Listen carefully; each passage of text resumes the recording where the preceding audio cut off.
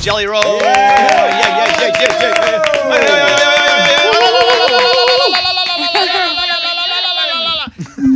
Yes, baby. That's what I'm talking about. What's up, buddy? What's up, Bobby, baby? I was talking about you. Last time we saw each other a few weeks ago at the Grand Ole Opry, and I've been either performing at the Opry, and I performed before you went on, and I could feel something was just a little on, just a little different, right? Because the crowd, they were just like, and I'm up telling jokes, and I'm like, man, this crowd is like in it. And then when you came out, and I've seen many people play the Opry, and I've seen like Garth playing it go bananas. I've never seen the reaction from the beginning of an Opry set as electric as it was when you walked. In the history of me going to the Opry, it was as electric of the Grand Ole Opry as I've ever seen at the beginning of a set. Dude, it was so special that night, Bobby, and I heard you talk about it on the Bobbycast. Thank you for that, man. I thought like, you know how in a moment you're like, this is crazy. And then the next day you're like, I still think it was crazy. So sometimes you wake up the next day like, it was crazy, but it wasn't. So I went and watched it again. And it was everything me and you thought it was. There was a it time was special. Where the crowd was going so crazy, and there's like a 3-minute commercial break, and me and Jelly were going to sit and just kind of talk in between on the live stream where people are watching. And they wouldn't sit down because of a standing ovation. That I was like, screw it, let them cheer. They cheered for 3 whole minutes until we went back. It was awesome. It was crazy, dude. What has been the craziest part of this recent season for you? Because you've been grinding for a while. Yes, sir. But what's been the craziest part of this recent season where, again, you have to like look back and go, man, that's still crazy that happened of all of this? Oh, dude. I mean, where do you start, dude? Meeting Garth Brooks, winning 3 CMT awards. I mean, what about the greatest night? Dude, I didn't go to prom. You know what I mean? I didn't have a prom. I didn't graduate, and I'm sure that's what it felt like. Both in one night in front of 6 million people. I mean, it was the greatest night. Dude, I did the North Dakota State Fair 2 nights ago, and I broke the attendance record at a fair that's been there for 50 years. Wow. Almost 19,000 people. We beat Aerosmith's record by like 27 tickets. It was insane. It's everywhere we go is like just my relationship with the police, that they pick me up from airports now and take me places. This is the coolest thing now. I see police, and I'm like, that's my friend. I know they're here to help. They now get you instead of apprehend you. Exactly. It's just a word switch there. It's a difference. Yeah, it's great. So the Hulu documentary, how has that impacted folks that maybe wouldn't have known who you were? Because I imagine a lot of people are like, I saw that. Dude, it was, I get it all the time. I get people that are even like, hey, man, not a country fan, but, dude, love you. Love the story, watch the doc, And I think it was most important, kind of like we talked about on this show, kind of catalyst that whole thing with what we're doing for at-risk youth. And I think that it's kind of a thing, too, that I think it brought attention to a cause that people never really thought about existing. And that was one of my purposes in agreeing to do the documentary from the beginning. So when you talk about at-risk youth, and you've done, and you're constantly trying to do a lot for kids that are right now serving time or young adults serving time, why? Why is it important to help the kids that are or the young adults incarcerated right now? Well, it's deeper than just helping that. I think that as an artist or as a human that progresses in life, that we have an obligation to give back. I think it's just so important for us to be conscious of always what we can do. And I think things that are passionate are the most important to us, right? So for me, it's important because I was a juvenile. I was an at-risk kid. And I say it all the time. I support the adult jails. We go see them all the time. But, by the time you go to your 4th or 5th time in jail, you're an adult. You got to figure out a way to break the cycle. When you're 16 years old, you don't understand the cycle. You're not, you don't need discipline. You need love. You need rehabilitation. There's times in life you need discipline, but not when you're a 15-year-old kid. And I just want to go back and give them courage, dude. It's cool. I go to that same juvenile now, and that same juvenile I was locked up in that parking lot of that stadium. I just played CMA Fest. You know what I'm saying? I got to you can do it. It's obtainable. And I think it also helps because when I was in there, Bobby, nobody ever came to talk to me that I related to. The Gideons would come and give us Bibles, and I appreciated that because I read the word of the Lord because of that, which has been a strong anchor of my faith. But I didn't understand these 75-year-old men with bow ties. You know what I mean? We're a bunch of convicts. So it's like, hopefully me coming in there kind of spreads that love when we go in there too and lets them know that there is hope on the other side of your summer of 16. Jelly Roll's here. We're going to play Need a Favor, which is, man, this song's just so good. It's just so good. I really like the other stuff too, but this song, the first time I heard it, it just hits different. One, the message, obviously. I think we all feel like that too. I think we all feel like that. We kind of ask for help. We pray mostly when we need it more than when we try to be better at it. Yes. We make like deal. But I mean, this was it. So tell me about this song and how it all came together, like creatively here. Well, Austin and them had called me with the idea, and I loved everything about it. I felt like we needed that the production was probably going to be the most important part of this for us because I wanted it to feel like an old church anthem. Like I grew up, I'll give you a typical Sunday in the South for me yesterday. I woke up and my brother became a deacon at a little small church in South Nashville, and my daughter's best friend got baptized. So I had two, and that's not a normal thing for me. You know what I mean? But also, it wouldn't surprise me if either one of them had a drink on Saturday night. One of them's a 50-year-old deacon, the other one's a 16-year-old high schooler. You know what I'm saying? And I think that's also indicative of a Sunday in the South, right? Or a Saturday in the South, should I say. And I wanted it to feel like that. I was like, what does worship music for real sinners feel like? And that's what was important for the song. Jelly, when you and your wife met, did you get engaged and married like super close to each other? Oh, yeah. How quickly did you get engaged and married? Oh, dude.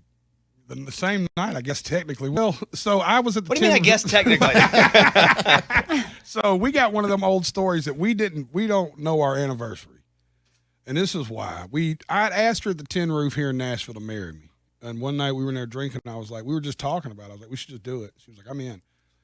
We were in Vegas out one night. Is that how you proposed? Literally, we should just do it, I'm in? Yeah. It was okay. something like, I mean, it was a little more drunkenly romantic, but we were both, But we went down to Vegas, and we were out there, and they had a show. Yellow Wolf had a show with the Deftones. And Yellow was like, what are you doing tonight? I was like, I think we're going to go to the courthouse after this and get married. I'm just kind of nudging him. He's like, you serious? I'm like, yeah. He's like, come out on stage and say it. So I brought Bunny out on stage at the Joint in Las Vegas, which is now the theaters at the Virgin Hotel, and asked her, would she marry me that night? And she said, yeah, and we got straight off that stage. Didn't even watch the rest of Yellow Wolf set or the Deftones. Got straight in the car and went and found a courthouse and did it right then. Went to a little chapel. We got married by a little lady that looked like a hobbit. And because we got married at like 1 o'clock in the morning, they let us pick our anniversary. So we don't really know what day we actually got married on. So this year we play Vegas on our anniversary somewhere between the 30th and September 1st, August 30th, September 1st. So when I play Vegas, shameless plug, tickets are still available now at jellyroll615.com. When I play Vegas that night, we're going to leave the show, go straight back to the little chapel we got married at and do it again. And this way we're going to have a real date. That's awesome. It's going to be September 1st. I'm doing a show on that stage, the Virgin Theater stage, where you and your wife got shameless plug, BobbyBones.com. Come after that. Comedically inspirational, BobbyBones.com. But that's what I'm doing on my show, where you guys got engaged at that theater. It is the awesome. Virgin Hotel. Have you been there before? Uh-uh. It's kind of like a legendary. It used to be called the Joint because it was connected to the Hard Rock Hotel. It's kind of like a legendary little rock club. It's huge too. It's like 4,000 or 5,000 people. That's a big club, dude. How are you feeling? You look good. I feel great. You look the best dude. I've ever seen you look. I'm telling you, baby. Like your hair looks good. It's like, is this a new hair? Yeah, I cut my hair. Looks good. Like you. I don't know. Why did y'all let me run out here looking homeless and unkept for so long? I know I had a song called Long Hair Son of a Sinner, but nobody loved me enough to be like, dude, my wife kept saying it. I thought she was being a hater. Why would I not listen to the person I trust the most? And she's like, I'm telling you, dude, you got to do something. You look really unkept. And nobody else was saying. I was like, I think I'm looking great. And finally, I was like, I look really bad, man. But you look good. I feel great. What are you doing differently? I'm drinking less. I'm eating better. I'm losing weight. I'm working out a little bit, but kind of taking it slow. Are you playing golf at all? Not as much, dude. I'm swinging. Dude. That's the first place I ever met. Yeah. Jelly ever was on a golf course. Oh. He was up in the cart ahead of us with our friend Steve. Yeah. Oh, I love you, Steve. And he was like riding with Steve, and Steve was like, "Hey, this is Jelly Roll," and I'm like, "The rapper?" And I was like, "Yeah." I was like, "All right." That's the first place we ever met. Dude, I haven't had much time to, man. I'll get to play in the Folds of Honor tournament next week, but I don't get to. Dude, I've been pushing, man. I'm probably gonna do 200 shows this year if I had to guess. I'm gonna leave for that 44 city tour and just really been cranking, man. I've been kicking. You're touring like a rock star or hip hop artist because you're staying out and doing weeknights too, right? Oh yeah, we're doing a lot of Tuesdays and Thursdays. My 50-something city tour that I'm fixing to leave on will average 4.5 shows a week. That's a lot of shows. Your voice is interesting because, again, you can do multiple things because, again, I knew you first as a rapper, but you're also a good singer. Like, what do you think you're best at? Ooh. I think I don't know enough about singing. I think what I'm best at is songwriting, right? I think my real strength lies in my ability. I chose connection over entertainment, Bobby. That was probably the biggest decision I made early in my career was, did I want to be an artist that entertained people or did I want to be an artist that connected with people? And I think that's my biggest attribute. I think I'm actually mediocre at everything. Like singing, mediocre. Like I'm not going to. But you're not mediocre. You're pretty. You can sing. Yeah. Because I honestly, I'm to be honest with you, we can be for real with each other. The first time you were going to come and sing, or the first time I was like, can he? Because I listened to a lot of your hip hop stuff. I was like, can he sing? But yeah, you can sing. Yeah, I can sing. So better than mediocre. I get it. I do the same thing. I'm like, oh, I'm so ugly, but everybody knows I'm a model, right? Yeah, right. But see, so do you feel like you're a better rapper, or because you've done it longer? Yeah, well, I think I know more about. It's like if it was a sport, I think I know more about that sport. Mm-hmm. But I think I sing with conviction. I think you connect with country music so well. I think you're right. It's about connection. Yeah, I think I sing with conviction, and I think that resonates with people, and I'm not afraid to sing about the stuff that people are afraid to sing about. What was the story at that Dallas Whataburger where you tipped the employees $1,000? How did that all come together? God, I hope nobody ever asked that, because I don't remember it. That's funny. That's funny. So what do you think happened there? I had to relive it when it went viral. And I was like, that was so sweet of me. I do that all the time, though, but I just don't, I'm not like, normally I'm not getting filmed doing it. It's like, my crew knows that if we ever, like, we're like, my mother was a bartender, so I'm like a super crazy tipper by just nature. And just because I think of my mom, I'm like, somebody's got a little jelly roll that needs an extra jelly roll at the house. You know what I mean? But these kids were just cool, I guess, and I was just lit, man. We were celebrating, dude. That was ACM night. We were partying, dude. I knew it was over when I showed up to Old Dominion's party at an Applebee's. Old Dominion had a post-ACM party, and I showed up there at like 1:45 in the morning. I tried to kidnap Mitchell Tenpenny. I mean, it was a wild, wild night, dude. Kidnap him? Yeah, I did. I put him in. I was like pushing with the car. I was like, just go with us. He was like, what are you doing? I was like, just come on, man. We're going to this other party. And then we went to go see Dustin. Dude, it was one of the coolest nights. I like you're doing an impression of you drunk. Yeah. He's doing his own impression of himself. That's exactly how I sounded in the thing when I was like, how many of y'all are in there? You could just hear the just blackoutness in my voice. And I was on my live. That's what's even worse. Or was it my live that went viral or theirs? Because apparently I was on Instagram Live. Yeah, it was yours. Yeah, I don't know what I was. I never go live and 3 in the morning, 4 in the morning, drunk jelly after an ACM performance with Lainey Wilson. I met Garth Brooks. That's what I was really celebrating. Yeah. Jelly Roll's here. We're going to come back, do one more segment with Jelly Roll. You guys, let me say this. The album is with the Chapel, but again, he's on the road, and the Back Row Baptist Tour is happening, and it's a lot of shows, but you're going to so many places. I mean, if wherever you are listening to our show, all over the country, you're going near kind of everybody. You're all over the country. Yeah, here's my story, man, and this is my sales pitch about my tour. If I'm not coming to your town, I am coming close enough to drive. That's what I'm saying. Yeah, like you're near everybody that's listening right now. Yes, sir. So you guys go and go to the show, jellyroll615.com, right? Yes, sir. Okay, I have uncomfortable questions from our listeners to you. All right. It's hard to make me uncomfortable, so this will be fun. Okay, cool. Let's see what happens then. You know what I mean? The easy one. Who is the most famous person in Jelly Roll's phone? The Rock. Ooh. That's cool. Yeah, I mean, he's one of the most famous people on earth. I don't think I'll ever meet nobody more famous than DJ. That's pretty cool. And you call him DJ, so that's pretty cool too. That's even cooler, dude. When he told me to call him DJ, I was like, thank you, sir. Does Jelly Roll drive an expensive car? No, I don't drive I drive like Rams and stuff. I mean, it's expensive compared to like when I was, for sure, I drive a really expensive. But it's you're not driving like a Bentley or anything? Dude, fat people don't drive sports cars, man. Yeah, we're just like a bigger truck or something. I just need something with more space. You know what I mean? Could you imagine me trying to get? You'd have to jaws the life of me out of a Ferrari out there, Bobby. I'll be out there with a saw. I'm not even laughing at this. I'm not even laughing at this. Scuba Steve would be out there trying to saw me out of my car to come see. I never even thought about that. Okay.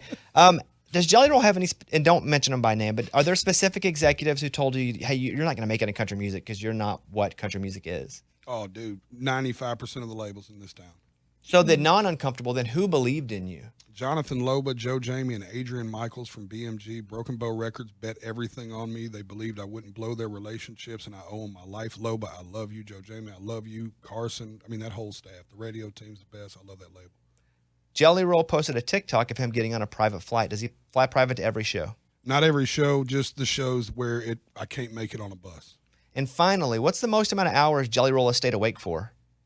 Oh, I used to do cocaine. So does that keep you up? Oh, goodness, yes, Bobby. I've never even seen it. No. I've never seen it either. What? I expected that from you. But Bobby? I've never even seen it, yeah. And I just have trouble believing Bobby's that. I've never had drink alcohol. Yeah. Oh, listen, I don't mean no disrespect, Miss Amy, but you're as we say, as green as a pool table and twice as square. We like that. We agree with that, right? And I thought Bobby was just green, but that hurts my feelings. We should hang out sometime. Not to do drugs, but just to sounded like culture. to do drugs. Just to culture each Yeah. other. You know what I'm saying? That's funny. It'd be really cool. There's stuff you could teach me too. I've never seen a diploma. You know? Bobby needs Yeah. a doctorate. Yeah, Do right. you ever think about? Let's talk. You ever think about getting GD? My mom got her GD. I did get it. I got it in You jail. did get man. it? I was proud of myself. That's awesome. It was a really cool moment for me, man. That is, I was proud of my mom too. She got pregnant at 15. So You know what? Let me spill something I've never said ever. I did 2 years of community college when I first got out of jail. My probation officer said you have a choice to do school or work, and I'd never had a job. I'd only done legal activities, so I was like, I don't even know how it'd work. But I was really proud of my GED, so I went to Volunteer State Community College and got an associate's degree in sociology. dude, that's awesome. Why sociology? Never said that on the interview. What about? Well, then don't say it after this until this airs. Okay, I got you. I promise. What? No. What about sociology interests you though? I just thought that even then my heart was to give back. I came out of that jail so focused on changing my life that I was like, well, let me learn something about the environment and how I can help the people around me and how, the idea that our social circumstances kind of mold who we are. Because I feel like it's kind of nurture, or kind of a little bit of nature and nurture. You know what I mean? And I was, I don't know. I was drawn to that. I thought I might be a social worker. I still think I might be when I grow up. I'm not sure. And you kind of are in a different way. Honestly. Exactly. You are. Hey man, I'm proud of you. I'm proud for you. Thank you, bro. Yeah, I'd love to see it. People love you. There's a reason you're magnetic. It's so cool to see you come out and just kill it and not, live in a box and teach other people. They don't have to live in a box. They can be themselves. And I think you're the best version of that. So. Well, thank you. Let me praise y'all, too. This show has been a friend of mine from the beginning when this town was still very skeptical on me and I wasn't even in the 40s. Y'all gave me a platform. You let me come in here and tell my story. If you haven't seen that, you should go look at it. That video is, I think, close to 1 million views now, if I had to guess. And it was one of the great. It was definitely an undeniable. I know you hate when people praise you, but it was an. I'm starting to scratch myself. Yeah, it was an undeniable catalyst for me. It was the cosign that I needed in that moment. And y'all didn't hesitate, and it meant a lot. And I came in here nervous, and now I found out that y'all are really cool. It's just really tense. But How's your mom? She's awesome. She talked. I told her. I almost brought my daughter today. She overslept. She wanted to come. She's like, I want to go. Are you doing Bobby in studio? I was like, I'm doing Bobby in studio. She's like, I'm coming. And she texted me at 8:30. I was like, I overslept. Next time. Next time for Yeah. sure. Bailey, I love you too, baby. Proud of you, Jelly. Thank you. Awesome to see. There he is. Jelly Roll, everybody. Love y'all. It's